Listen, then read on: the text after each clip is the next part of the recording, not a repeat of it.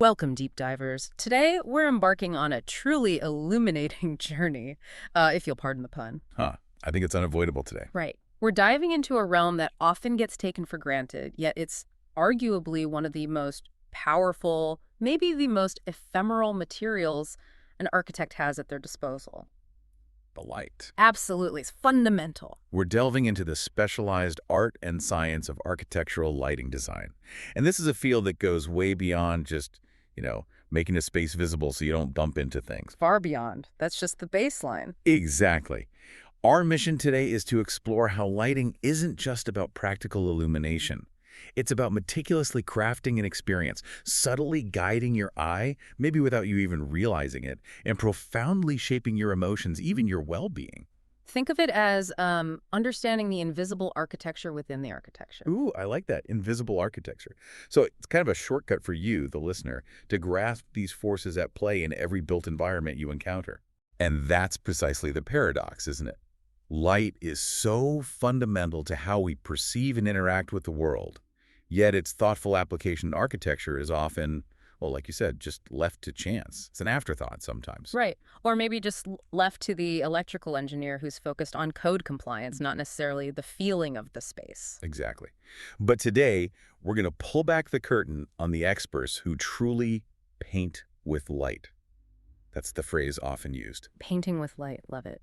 We'll journey from ancient history, see how deep these roots go, right up to cutting-edge tech, uncovering why good lighting isn't some kind of luxury item. It's fundamental. It's an indispensable component of good architecture and design A silent, pervasive force. that profoundly impacts us all, every single day. Okay, let's unpack this then. Before we dive into the technical nuts and bolts of modern lighting, the LEDs and controls and all that. We will get to. Oh, definitely. But first, let's journey way back. Back to where the art of light in architecture truly began. Because long before the flip of a switch, even without electricity, ancient builders really understood light's immense power. They absolutely did. They used it in ways that still resonate with us today, harnessing natural phenomena, the sun's path, the quality of daylight, to create these profound experiences. It's truly remarkable when you think about it, how early civilizations instinctively grasped the psychological, even the spiritual impact of light. It's more than intuition, I think. It feels like deep observation and understanding. They weren't just constructing buildings. They were designing sacred spaces, civic spaces, to meticulously harness natural light, often with a really profound ritualistic purpose. So not just letting light in, but actively shaping it. Precisely. These were sophisticated manipulations of the human experience using architecture as a tool. And a prime example of this deliberate craftsmanship, you mentioned ancient Egypt. Let's talk about temples like Karnak and Luxor, monumental sites. Oh, definitely. When we look at the Temple of Ammon at Karnak, for instance, you see all its component units, the pylons, the courts, the hypostyle hall. They're marshaled along this straight, very deliberate path. It pulls you deeper and deeper. Linear progression. Yes. And the experience at Luxor is perhaps even more illustrative of this carefully orchestrated journey. There, as you move from the bright, open courtyards further and further towards what they considered the Holy of Holies. The core of divinity. Exactly. The spaces along that central axis would actually constrict. They get narrower. And the floor level would subtly rise. Oh, wow. I didn't realize the floor level changed, too. Yeah, it's subtle but significant. This wasn't an accident. It was a physical, architectural means of heightening the sense of wonder, of reverence, of privilege, as you progress towards the most sacred inner sanctum. So imagine the psychological effect. The light is diminishing as you go deeper. The passages are narrowing. You feel it physically. A palpable sense of compression, increasing awe. It's guiding you on a deliberate spiritual ascent. This intentional manipulation of both space and light profoundly shaped emotion and experience. That's incredible. Now, you mentioned contrasting this with, say, Mesopotamian temple precincts, Yeah. like Ur. Right, a fascinating contrast. At places like the ziggurat compound of Ur, their buildings were often grouped tidally, sure, but this is critical, with no unifying axis. The path wasn't straight. It was frequently bent. Bent axis. Yeah. It leads you on a more meandering journey, emphasizing individual structures, perhaps, rather than driving you towards a single, transcendent focal point like in Egypt. So it's a fundamental difference in how light and space were used to tell very different stories, to evoke different feelings. Absolutely. The Egyptians were, in essence, choreographing a spiritual narrative through light and spatial progression. The diminishing light, the narrowing passages, the rising floor, all designed to create heightened anticipation and sanctity. The physical journey became an emotional and symbolic one. A genuine masterclass in manipulating perception through architecture. Indeed. It was a sophisticated architectural language, and light was a primary storyteller in that language. And this mastery, the shaping of experience through light, it didn't stop in Egypt, did it? It arguably reached new heights, maybe different kinds of heights, in medieval Oh, cathedrals. absolutely. A different expression, but equally profound. Here, light truly became ethereal, divine illumination. Saint Foy in Conques, France, is a fantastic example of Romanesque architecture that beautifully illustrates this. Saint Foy. Yeah. Okay, even today, stripped of much of its original paint and decoration, it lets us see the bones, the Romanesque structure really clearly. The central nave is barrel vaulted, right, with those big transverse arches, gives it a powerful, sort of weighty feel. It does. Solid, grounded. But what's truly genius for our discussion today is how they handled the light, especially with the gallery level, known as the tribune. Right, the tribune. So how does light actually get into the main nave space? Because it's not just big windows down low, is it? No, it's much cleverer than that. It's a very deliberate design choice. The tribune level, which runs above the side aisles, actually blocks direct, potentially harsh sunlight from hitting the main floor of the nave. Okay, so it acts like a buffer. Exactly. Instead, natural light is meticulously filtered across the tribune space, and then it enters the upper part of the nave through these twin, round-headed openings, usually one pair per bay. Ah, so it's indirect light coming in high up. Precisely. And this light, now softened and diffused by its journey across the tribune and through those thick stone walls, it spreads in these beautiful, lengthening bands on the floor across the aisles below as the sun moves. Wow. So imagine the visual effect. This diffuse illumination, it doesn't just brighten the space. No, it does much more. It subtly enhances the perceived height of the nave. It makes that massive stone structure feel lighter, almost mystical. And crucially, it draws your eye inevitably towards the east end of the church. Towards the altar. Yes. Where large windows in the curved walls of the radiating chapels around the apse and others directly below the apse half-dome, they work together to conjure what's been beautifully described as a luminous crown. A luminous crown. That's a stunning image. Isn't it? This ethereal glow right at the altar becomes this powerful visual magnet. It pulls the worshippers' gaze, their devotion, towards the sacred focal point. It's a deliberate craft of experience, making the very light itself part of the sacred journey, not just, utilitarian illumination. It transforms the whole experience. The light becomes this palpable presence, almost a physical manifestation of the divine, not just seeing the altar, but being drawn towards its light. Exactly. And then you get to Chartres Cathedral, particularly with its magnificent great rose window from the early 13th century, just breathtaking. Here we see light woven into an even more intricate, vibrant narrative. The stained glass. The stained glass changes everything. The light filtering through those kaleidoscopic windows isn't just bright or dim, it's a tapestry of color and symbolism.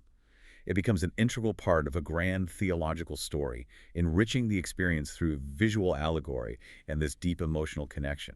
So it's not just the quality of the light anymore, or even just the direction, but what it illuminates and how that illumination transforms the narrative embedded in the glass itself. Precisely. For example, you look at the portals.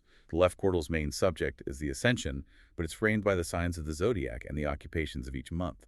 So Christ is presented as the Lord of heaven and earth, of time, of activities, even emphasizes menial work, the eternal cycles of nature and life. Which is kind of surprising, that emphasis on earthly cycles. How does the light animating these images make these complex concepts tangible for someone, maybe an illiterate worshiper, entering the cathedral? Well, the light literally becomes the lens for understanding. Imagine the sun streaming through, casting these vibrant, moving patterns of color across the stone floor and pillars. It brings the stories, the ascension, the incarnation to life in a way that static sculpture or painting alone just couldn't. It's dynamic. It's alive. Yes. The central portal shows Christ in majesty, surrounded by apostles, Old Testament figures. The right portal, scenes of the incarnation culminating in the enthroned Virgin and Child, but surrounded by the 7 liberal arts: grammar, rhetoric, logic, arithmetic. So theology and learning all intertwine. And the light passing through these windows isn't just for visibility, it becomes an active participant in the storytelling. It reinforces these profound theological and societal themes. It creates a specific intellectual and spiritual experience. The interplay of light and stained glass transforms abstract concepts into vivid, emotional, memorable narratives. The message was both seen and felt deeply. It's clear these monumental projects weren't just happy accidents. You mentioned figures like Villard de Honnecourt, the 13th century architect. His sketchbook still exists, right? With drawings like the Reims palimpsest, plans for Strasbourg Cathedral. Yes, an invaluable glimpse into the medieval mind. These meticulous drawings illustrate the painstaking planning involved. Even if they don't explicitly show light rays like a modern simulation, the forms, the window placements, the structure, they inherently considered how light would interact with those elements, how it would reveal form, guide the eye, shape the experience. It makes you realize how deeply embedded the consideration of light was, even centuries before we had the tools to quantify it precisely. Absolutely. They were planning for the experience, and light was a primary, non-negotiable medium. This meticulous planning, even without our software, points to a deep, intuitive, and technical understanding of how light would bring their designs to life, illuminating not just the structure, but its intended meaning, its purpose, its emotional resonance. Okay, let's shift gears slightly. Let's talk about classical principles of natural light and fenestration. Because it wasn't only about spiritual spaces, was it? Practical applications of light were also being codified, formalized. Definitely. Andrea Palladio, in his The Four Books of Architecture from the 16th century, gives us some very specific guidelines for residential buildings, villas, public structures. He was incredibly influential. Almost like an ancient architectural building inspector, geometry edition. That's how it sounds sometimes. Huh. Well, he was certainly a master of quantifiable light control. Palladio wasn't just sketching pleasing proportions, he prescribed window sizes with almost mathematical precision. Give us an example. Okay, so he stated that windows ought not to be wider than the fourth part of the breadth of the rooms, or narrower than the fifth, Okay, that's specific. and are to be made 2 squares and a sixth part of their breadth more in height. Wow. So very precise ratios. Incredibly precise. And this wasn't just some aesthetic whim. It was a system designed to ensure consistent, balanced daylight, preventing harsh glare while maximizing even illumination throughout a space. And critically, he added that the windows, nevertheless, ought to be all equal in the same order or story. Creating rhythm and harmony on the facade, and presumably within the rooms, too. Exactly. And he applied similar thinking to room proportions. He famously liked rooms whose length is 2/3 more than the breadth. He gives an example. If the breadth be 18 foot, the length should be 30. That's incredibly precise, almost like an early architectural code for light and space. But how did Palladio ensure his designs with such, well, seemingly rigid rules didn't feel sterile or purely functional? They still have this incredible classical beauty and grandeur. That's the genius of it. It was about achieving a kind of timeless harmony. His rules, rather than stifling creativity, provided a framework for consistent, pleasing light and proportion. The very regularity and mathematical harmony inherent in his designs meant that the light, when it entered, was distributed evenly, softly, predictably. It contributed to a sense of order, calm, and dignity. So it moved beyond subjective feelings about light to a reproducible method, integrating natural light and views as a controlled structural element, contributing to the overall serene beauty. Exactly. Light as a quantifiable element tied directly to aesthetic principles and room function, shaping the entire interior environment through a sophisticated understanding of geometry and proportion. And even earlier, Vitruvius, the Roman architect writing in the 1st century BC, in his 10 books on architecture, he further underscores this blend of art and science, right? And adds other dimensions. Yes, Vitruvius is fascinating. He wasn't just talking about grand halls or window sizes. He was discussing the practical importance of the equinoctial shadow for designing accurate sundials. For timekeeping. Right. And he noted how the shadow length varies by latitude, for example. In Rome, it's 89ths of the gnomon length, whereas in Athens, it's 34ths. This tells us they were scientifically measuring and understanding the sun's path and its interaction with static objects. Essential stuff. So a real scientific approach to sunlight. But what's truly compelling is how Vitruvius connected seemingly disparate elements. He offered very practical advice, like recommending brickmaking in the spring or autumn. Why? To ensure uniform drying and prevent cracks caused by uneven shrinking. Okay, that seems a bit far from lighting design. Or is it? Ah, but think about it. Yeah. He understood the uniform drying prevented cracks. And those very cracks, or any unevenness in a surface, would dramatically alter how light plays across a wall. It affects the aesthetics, the texture revealed, and even the long-term durability. Light reveals every flaw or every perfection in the material. I see. So the quality of the material surface directly impacts the quality of the light experience. Precisely. And he went further. He advised cities to have roomiest and most ornamented walks laid out under the free and open sky. Why? For health. He directly linked ample natural light and open space to human well-being, suggesting a sophisticated early understanding of light's therapeutic properties. Wow. Sunlight as vital for public health. He saw it as essential, moving beyond purely aesthetic or spiritual concerns to practical applications for urban planning and daily life. Light as a fundamental environmental factor with really wide-ranging implications. The truly holistic view. Okay, let's leap forward now. Big jump. To the dawn of modernity, where engineering really starts to transform how we harness light on a massive scale. The Crystal Palace, designed by Joseph Paxton for the Great Exhibition of 1851 in London, monumental, revolutionary. Truly groundbreaking, doesn't even quite cover it. The Crystal Palace was such a radical departure from anything built before. This massive structure, primarily prefabricated cast iron and huge amounts of glass. Like a giant greenhouse. Exactly. It was a revolutionary example of maximizing natural light in an incredibly expansive public space. Imagine stepping into that building. It felt more like being outdoors under a protective canopy than inside a traditional exhibition hall. It completely redefined expectations for interior illumination. Creating this sense of lightness, transparency on a scale previously unimaginable for such a large building. It held thousands of people, right? And all those exhibits. All bathed in natural light. And its influence was immediate and profound. Even a renowned engineer like Isambard Kingdom Brunel, a giant in his own right, was a fervent admirer of Paxton's building and deeply influenced Brunel in his design for the new Paddington Station in London. So a direct lineage there? Absolutely. Yeah. Paxton's design was seen at the time as the best adapted in every respect for the purpose for which it was intended, especially considering it won a competition against more traditional designs. It solidified its status as a paradigm shift. It wasn't just showing off new tech, it was about experiencing space and light in an entirely new, exhilarating way. That's a huge shift from the thick, heavy stone walls of cathedrals or even Palladian villas. It signaled a new era where entire buildings could become conduits for natural light, transforming large-scale public environments into these bright, airy spaces. It must have felt like stepping into the future. It absolutely did. And then building on that potential, we have someone like Frank Lloyd Wright, who took that concept of light and integrated it deeply into his philosophy of organic architecture. Organic architecture, so integrating the building with its site with nature. Exactly. His work on the Winslow House, for instance, very early in his independent career, marked a turning point in his architectural style. It prompted him to explore deeply how buildings could exist in harmony, not just with their natural surroundings, but really as part of them. And Wright's designs often reflected this cultural synthesis, didn't they? Including a strong Japanese influence, which is renowned for its nuanced interplay of light and shadow, that deep connection to nature. Very much so. And he famously critiqued conventional architectural education.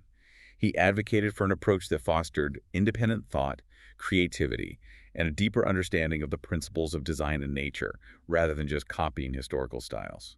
So how did this philosophy translate specifically into his use of light? It wasn't just about big windows like the Crystal Palace. No, it was much more nuanced. His philosophy emphasized integrating buildings with their environment, and this inherently involved meticulously controlling and integrating natural light. For Wright, light wasn't just an addition, it was woven into the very fabric, the spiritual core of the building. Creating a dialogue between inside and outside. Precisely, a flowing connection. He would use strategically placed windows, often grouped in bands, deep protective overhangs to control summer sun, clerestory windows high up to bring in soft, indirect light, varying roof lines, natural materials, all to modulate light throughout the day and the seasons. Choreographing the light, in a way. That's a great way to put it. He choreographed the interplay of light and shadow to enhance that understanding of design and nature, making the building feel as though it had literally grown from the site itself. Cultivating an experience of seamless harmony, promoting introspection, refuge, and that intimate connection to the natural world. And speaking of a new architecture for a modern age, we have to mention Le Corbusier. In his seminal work, Towards a New Architecture, he advocated for an architecture pure, neat, Clear, clean, and healthy. A very different aesthetic from Wright, but how did light fit into his revolutionary vision? Le Corbusier championed clarity, health, and functionality as core tenets of modern living, and ample, well-controlled natural light was absolutely central to achieving this vision. He sought new architectural forms. Yes, elements both vast and intimate, but on man's scale. Freedom from the old styles that stifle us. A good contrast between solids and voids, powerful masses and slender elements. A very machine age aesthetic almost. In a way, yes. He believed architecture should reflect the technological advancements of the era. He linked modern achievement to replacing human labor by the machine and by good organization. For him, the provision of modern conveniences, constant hot water, central heating, refrigerators, pure water were essential, and right alongside those was abundant, regulated light. So light as a component of a healthy habitat. Absolutely. Part of his concept of the machine for living. A rational, efficient dwelling that supported human well-being. Light, therefore, wasn't just about aesthetics for him. It was a fundamental component of a rational, hygienic, efficient, and ultimately a better way of life, enabled by modern design and technology. So his ideas, even back then, were looking forward to a world where light contributed directly to a better, more organized way of living, shaping the very definition of a healthy modern habitat. It's a powerful testament to light's enduring importance across different architectural philosophies. Okay, so that brings us up to the point where electricity really enters the scene and changes the game entirely. And here's where it gets really interesting, I think. The advent of electricity, and then later the incredible advancements in digital tools, have truly transformed lighting design. It's gone from primarily an art, maybe combined with some basic engineering, Right, basic calculations for illumination levels. to a highly technical science deeply integrated into the entire building process. We're talking about a massive paradigm shift. And that transformation is precisely where the modern lighting designer truly earns their stripes. It's no longer just about intuition or where the sun happens to hit a wall. It's about precise, quantifiable environmental control, often for energy efficiency, but also for mood, for focus, for health, all driven by intense interdisciplinary teamwork. So this raises an important question. How do designers now quantify and control light to achieve those specific effects we've been talking about? Let's unpack some of these fundamental technical shifts. Maybe starting with how light is now even written into our building regulations. It's not just optional anymore. That's a crucial starting point. It's not just about aesthetics. It's about safety and well-being, legally mandated.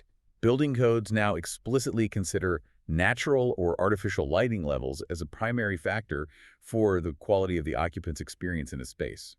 Right, alongside things like air quality and temperature control, it's given that level of importance. Exactly. It falls under interior environment considerations. This makes light a fundamental, regulated component of a building's interior environment, impacting everything from basic visibility and mood to critical task performance. And safety, crucially. Absolutely crucial. Modern lighting design is foundational to human health, safety, and comfort. And it's explicitly regulated by codes to ensure adequate light for everyday function, but also for critical emergency situations. For example, codes address things like shaft protection, making sure openings like stairs, elevators, mechanical shafts are enclosed to prevent the passage of smoke, heat, and flames in a fire. Okay, and how does lighting tie into that? Well, in those critical scenarios, emergency egress lighting becomes absolutely paramount. The codes ensure that egress doors are readily openable, without the use of a key or special knowledge or effort. But you need to be able to see the door, see the path to it, even if the main power fails and the corridor fills with smoke. Ah, right, the emergency lights. Exactly. The lighting designers carefully planned emergency pathways, often using dedicated battery-backed fixtures, maybe even photoluminescent markings on the floor, guide people to safety. They have to ensure minimum light levels along the entire egress path. So lighting isn't just about creating a mood, it's a foundational part of how a building functions safely in an emergency. It literally saves lives. That's a direct link from the experiential beauty of light we discussed earlier to its practical life-saving function, all codified for the public good. It really highlights the serious responsibility lighting designers now carry. It's a huge responsibility. And beyond safety, another technical fundamental is how light interacts with the very fabric, the materials of a building. You mentioned Ruskin earlier in the Seven Lamps of Architecture, highlighting that no form nor material is to be deceptively represented and that good painting makes it more precious. Right. Truth to materials. That principle still applies today, but with a highly technical lens applied by lighting designers. The actual materials, whether it's limestone, slate, brick, polished concrete, glass, wood, they all have varying textures and physical properties like reflectance, absorbance, specularity. And these fundamentally change how light is perceived in the space.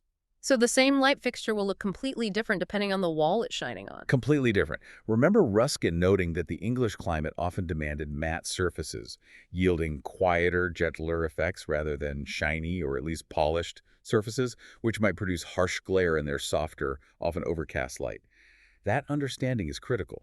A highly polished surface, like marble or glazed tile, produces sharp specular reflections, mirror-like, and potentially harsh glare. It can scatter light in a way that's distracting or uncomfortable. Whereas a matte, textured surface, like rough brick or wood. Exactly. It'll diffuse the light beautifully, scattering it more evenly, creating softer shadows, a more gentle glow. It enhances warmth and texture. A skilled lighting designer has to deeply understand these nuances, how reflectivity, absorption, texture affect luminance, color rendering, visual comfort. They choose fixtures and consider materials to ensure they work in concert, telling the building's story accurately and creating the desired feeling. That's a truly nuanced understanding. It's not just picking lights, it's predicting how light and material will dance together. Okay, moving into the truly 21st century. The digital revolution has redefined the possibilities. We're talking about things like ubiquitous computing and everywhere. Sounds like science fiction. It certainly used to, but it's very much our reality now. The concept of the city of tomorrow, as explored in some readings, discusses ubiquitous computing as this era where technology recedes into the background of our lives. It becomes intuitive, integrated, and invisible. Embedded everywhere. Yes. This everywhere forms an ecosystem of quiet technology, deeply assimilated in our urban spaces, our buildings. The core idea is that every element of the city and its buildings could be designed to derive maximum resource efficiency by working coherently and systematically. It's about creating environments that are not just smart, but truly responsive. And this includes lighting, obviously. We're talking about digitally controlled devices that can respond to data in real time and impact physical space.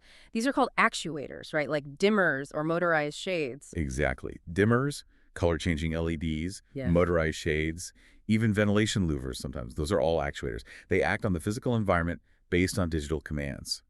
And they're all united by standard protocols for managing digital urban systems, things like BeigeNet or DALI, allowing different systems to talk to each other.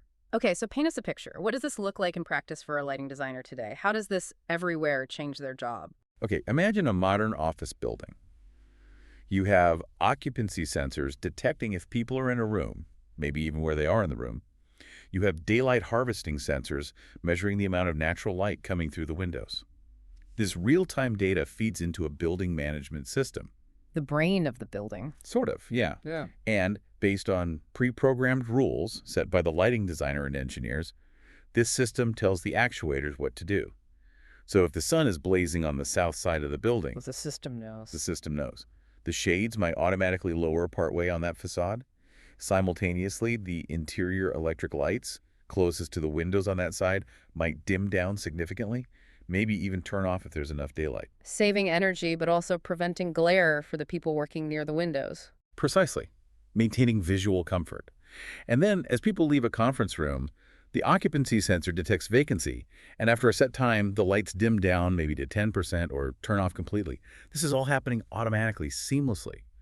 These networked intelligent systems allow lighting designers to create dynamic, adaptive environments. Environments that optimize both human experience, enhancing comfort, productivity, mood, and achieve maximum resource efficiency by drastically reducing energy consumption. That's the goal, creating a lighting system that is alive, that responds intelligently to its environment and its users in real time. It's like the building itself is breathing with light.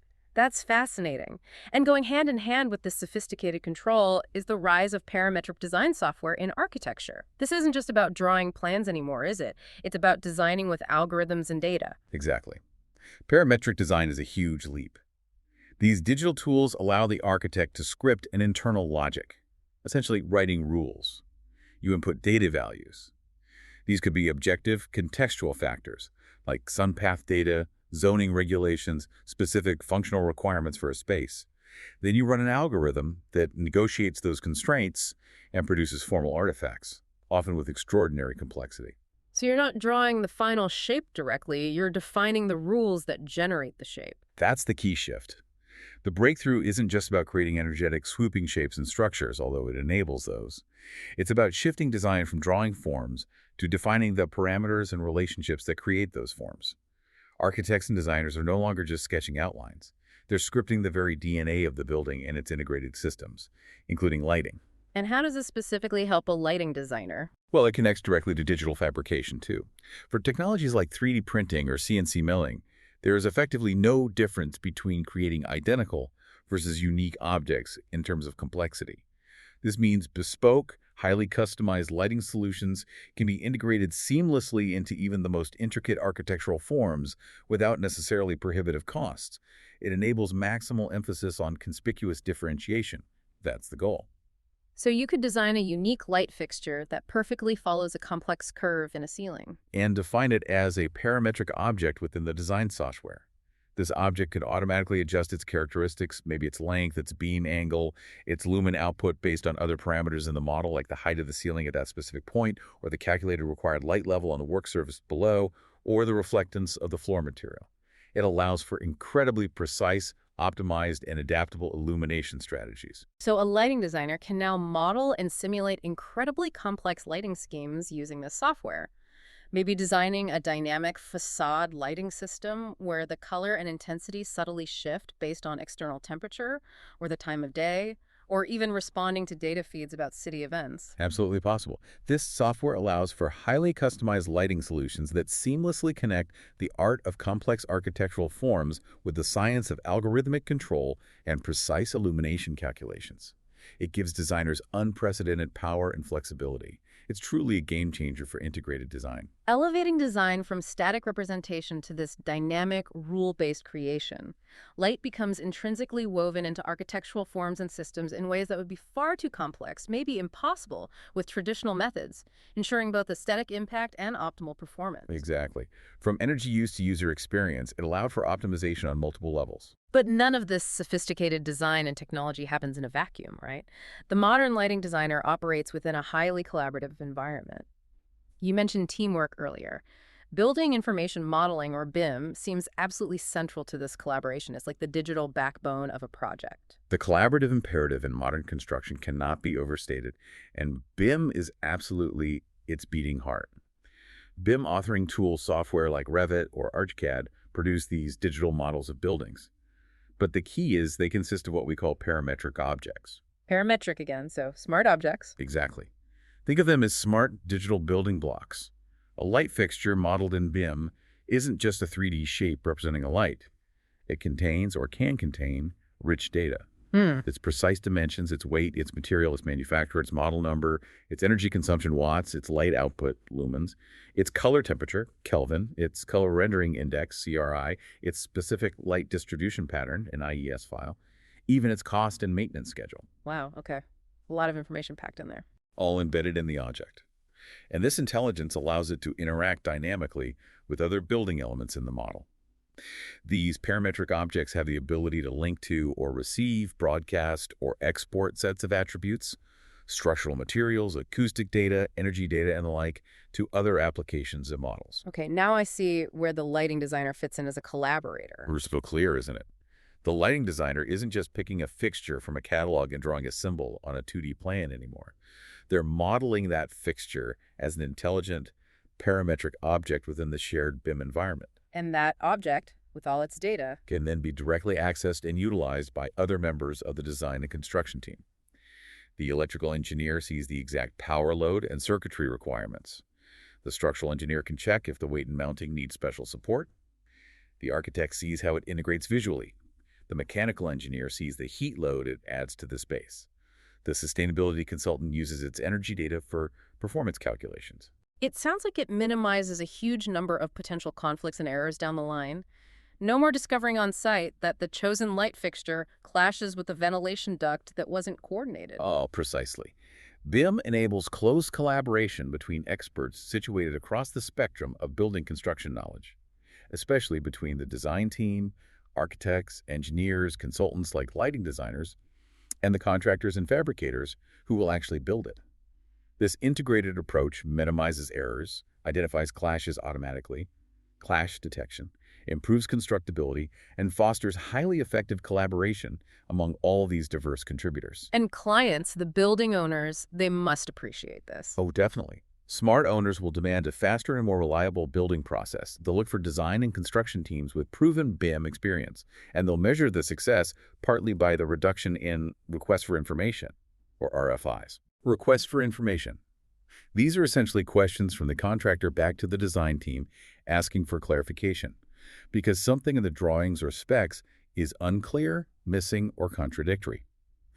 RFIs are often a symptom of poor coordination or incomplete design information, and they invariably cause delays and often lead to costly changes. So the lighting designer's early input via BIM, modeling their systems accurately with all the data, can directly prevent those costly RFIs and rework later on. Absolutely. It ensures their choices are vetted, understood, and coordinated by all trades, structural, mechanical, electrical, interior design, long before anyone sets foot on the construction site. This collaborative approach is further reinforced by newer project delivery methodologies like integrated project delivery or IPD, and also lean construction principles. These seem focused on efficiency, teamwork, and delivering maximum value. They are. IPD principles, for example, emphasize highly effective collaboration among the owner, the prime designer, and the prime instructor, commencing at early design and continuing through to project handover. The key phrase there is commencing at early design. Getting everyone in the room from the start. Exactly. It involves bringing the contractor, and often key subcontractors or especially consultants like the lighting designer, into the process from the very onset of the design process. They contribute their practical expertise on constructability, building costs, labor availability, scheduling issues, and more. The project team, as defined in project management guides like the PMBOK, can explicitly include contributors from contracted entities, channel partners, and other external entities.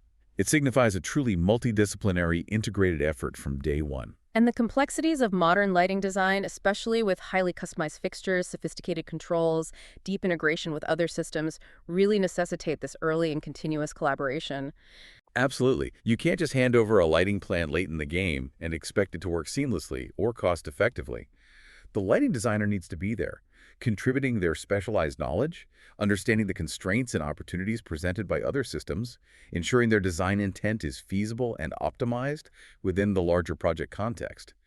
They're not just delivering a beautiful plan, they're delivering a constructible, efficient, and integrated solution. So the lighting designer isn't an afterthought, brought in to sprinkle some nice lights on a finished design. They're an essential expert guide, integrated into these collaborative teams right from the conceptual stage. Their specialized knowledge directly influences the design trajectory, preventing costly rework and optimizing outcomes. That's a truly strategic role. It absolutely is. And this integration extends to how projects are managed at an organizational level, often through project management offices or PMOs, and how these organizations define and measure value delivery. The lighting designer's contributions are increasingly measured against a broader definition of value that goes far beyond just aesthetics or basic function. And value itself, as the source material notes, is perceived differently by various stakeholders. That makes defining and delivering it challenging, but critical for project success. PMOs are formed based on organizational needs, influenced by factors like the types of projects being delivered, the size of the organization, its structure, the degree of centralized, decentralized decision-making, and corporate culture. It's a complex ecosystem. That's a key point. Value isn't monolithic. Customers or end users might define value as the ability to use specific features or functions, like is the light comfortable for reading? Does the control system work intuitively? Organizations, the building owners or developers, often focus on business value as determined with financial metrics. What's the return on investment? How much energy cost does this save? Does it increase property value? And then there's societal value. Right, which can even include the contribution to groups of people, communities, or the environment. Does the project minimize light pollution? Does it enhance the public realm? Does it meet sustainability goals? So the lighting designer contributes to value delivery across this entire spectrum. Exactly. They ensure functional, aesthetic, and sustainable lighting solutions that meet these diverse stakeholder expectations. Whether it's achieving operational efficiency for the owner through energy savings from smart controls and long-life LEDs, or enhancing visual comfort, mood, and productivity for the people using the space, or meeting stringent environmental goals aligned with green building standards through energy reduction and responsible material sourcing. The lighting designer is delivering tangible value across the board. It proves why their expertise is essential, not optional. They're not just artists. They're crucial value creators in the modern building process. And that leads us directly into that critical aspect of sustainability, energy efficiency, and overall value in modern construction. Green building standards like LEED leadership in energy and environmental design from the USGBC and BREEAM in the UK and elsewhere, they're setting increasingly high benchmarks for environmental performance. Lighting plays a huge role here. A massive role. Sustainable construction and green building design are fundamentally driven by these standards now. They set ambitious goals, like maximizing the use of recyclable and recycled content materials. For example, using post-consumer waste content and materials is often weighted higher for achieving LE points, actively pushing designers and manufacturers to specify products with a lighter ecological footprint, and that includes the materials used in the light fixtures themselves, their packaging, everything. So not just how much energy the light uses, but what it's made of and where it came from. Exactly. But energy efficiency is still paramount. Modern LED systems, combined with sophisticated lighting controls like daylight harvesting and occupancy sensing, are crucial. Environmentally conscious material choices are vital. Lighting designers are absolutely key players in achieving these goals. They have to balance performance, delivering the right quality and quantity of light for the task, and the desired atmosphere with ecological impact. So they're specifying fixtures that not only look good and perform well, but also consume minimal energy, have exceptionally long lifespans to reduce waste, and are made from sustainably sourced or recyclable components. That's the ideal, yes. They're constantly navigating technological advancements in material science to reduce the carbon footprint and overall environmental impact of illumination. And beyond just the fixtures themselves, the broader building envelope, the walls, roof, and especially the windows, and its interaction with natural light also plays a significant role in the building's total energy performance, right? Directly impacting heating and cooling loads. Absolutely. The data on component heat loss is quite striking. While this isn't solely about artificial lighting, it's deeply interconnected. In an average two-story house, for example, window conduction alone, heat passing directly through the glass, accounts for over 30% of winter heat loss. And infiltration air leakage, often around windows and doors, accounts for another 30%. Wow, that's huge. Over 60% related to the building envelope openings. Exactly. This highlights how building envelope design, which greatly impacts the amount and quality of natural light entering a space, must be seamlessly integrated with the overall energy performance strategy. A lighting designer can't just think about their electric lights in isolation. They have to consider the whole picture. They must consider not only the heat generated by their artificial fixtures, which can be significant, especially with older technologies, but also how the ingress of natural light affects the building's heating and cooling loads. Too much uncontrolled daylight, especially the direct sun in the summer, can lead to significant solar heat gain, driving up air conditioning costs dramatically. So more glass isn't always better from an energy perspective, even if it brings in light. Not necessarily, no. It's about controlled daylight. The lighting designer strategies must be meticulously integrated with the building's overall thermal strategy, developed with the architect and mechanical engineer. Optimizing both passive strategies like daylight harvesting, using natural light effectively to reduce electric light use, and active artificial illumination requires careful coordination. Using high-performance glazing, exterior shading devices, interior blinds or shades, combined with smart controls for the electric lights. It all works together. Maximizing energy efficiency and occupant comfort, reducing the total energy footprint of the entire building. That's the integrated approach. They're not just designing light. They're contributing to climate control and overall building performance. So after covering all this history, technology, collaboration, what does it all really mean for us, for the people who inhabit these spaces every single day, beyond the technical specs, the historical grandeur? What's the real, tangible impact of a lighting designer's touch today? What's the kind of aha moment we should take away from this? Well, if we connect all these threads back to the bigger picture, I think the aha moment is realizing the pervasive, often subconscious influence of light on how we perceive, feel, and function in literally every built environment we encounter. Subconscious is a key word there. It really is. The Those historical examples we discussed. Luxor's carefully constructed path compressing space and light to evoke awe towards the Holy of Holies, St. Foy's luminous crown drawing the eye upward and eastward, Chartres' narrative windows transforming colored light into theological storytelling. They weren't just interesting architectural history lessons. Not at all. They beautifully demonstrate light's enduring fundamental power to shape emotional and spiritual experience. And that power hasn't diminished. We continue to harness it, albeit with vastly different, much more precise tools now. And this power, it just evolved with technology becoming more versatile, maybe even more targeted. Exactly. Consider modern applications. Think about a retail space. Imagine walking into a clothing store. Today, those sophisticated digital controls we talked about allow that retail environment to dynamically change its lighting scheme throughout the day, or even based on the type of merchandise being highlighted. How so? Well, in the morning, maybe the store uses a brighter, energetic, slightly cooler toned light. High CCT, high foot candles. This encourages quicker browsing, maybe impulse buys, makes fabrics look crisp. But as evening approaches, the lighting can subtly shift automatically to a warmer, more intimate, lower intensity ambiance. Lower CCT, maybe using accent lights more. Creating a different mood? A completely different mood. This subtle change in color temperature and brightness can influence customers to slow down, linger, feel more relaxed and comfortable, and perhaps make more considered, higher value purchases. It perfectly blends that ancient understanding of light's emotional impact with cutting-edge technology for very specific commercial outcomes. It's light deliberately designed to influence behavior. That's fascinating, and maybe a little manipulative. Well, you could see it that way. Or you could see it as crafting an appropriate experience for the time of day and the desired customer journey. Now think about a hospital, a very different environment. Right, where lighting feels even more critical. Absolutely critical for healing. Here, natural or artificial lighting levels, as the building codes and health research suggest, are carefully calibrated not just for visibility during medical procedures, but to actively support patient recovery rhythms and staff alertness.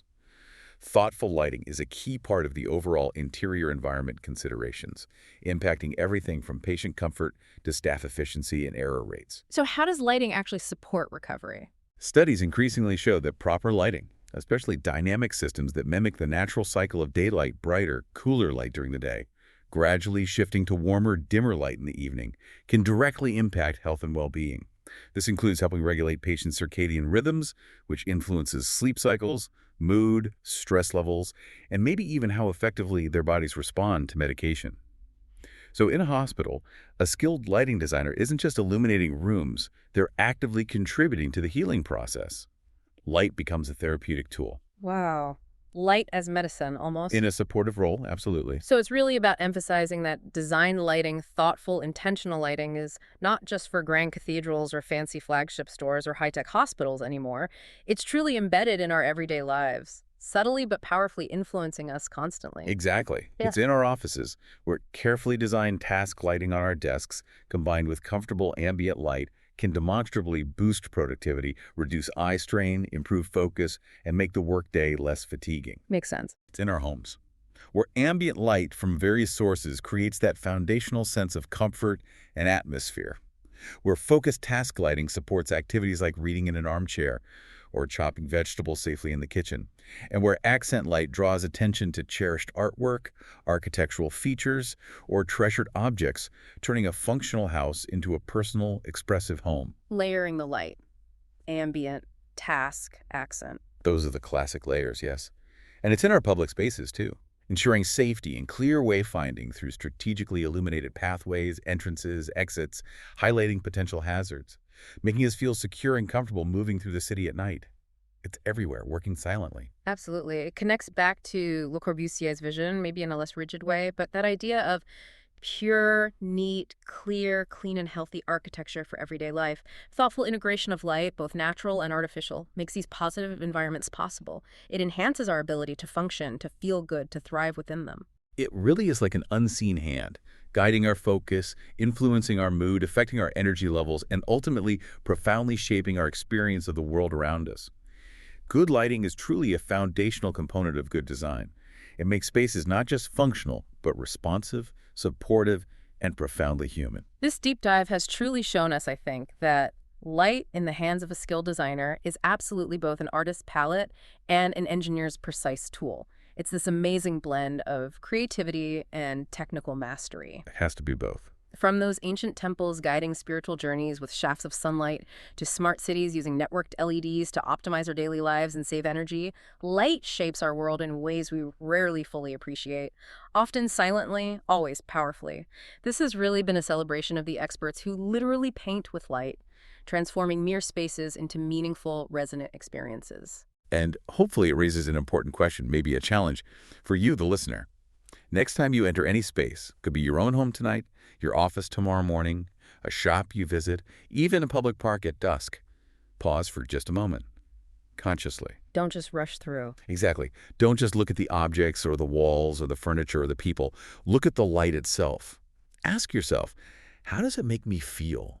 What does it draw my eye towards? Does it make this space feel grand or intimate, calm or energetic, welcoming or sterile? Really notice it. Really notice it. And then take one more step. Consider the invisible design, the thoughtful intention, or perhaps the lack thereof that made it all happen. Because good lighting is not just seen, it's felt. It shapes your experience whether you realize it or not.